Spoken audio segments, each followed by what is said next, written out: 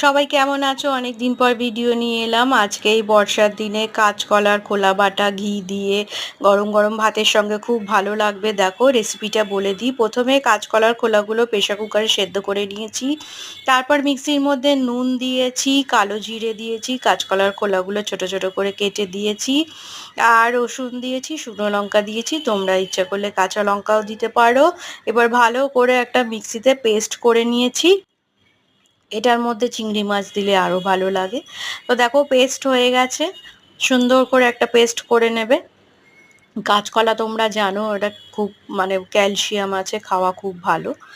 আর বর্ষায় প্রচুর কাঁচকলা পাওয়াও যায়। এবার আমি সর্ষে তেল দিয়েছি, তোমরা চাইলে রিফাইন অয়েলও ইউজ করতে পারো। দেখো ভালো করে সুন্দর করে কষিয়ে নিচ্ছি। আর এরপরে আমি ওপরে একটু ঘি ছড়িয়ে দেবো, গরম গরম ভাতের সঙ্গে দারুণ লাগবে।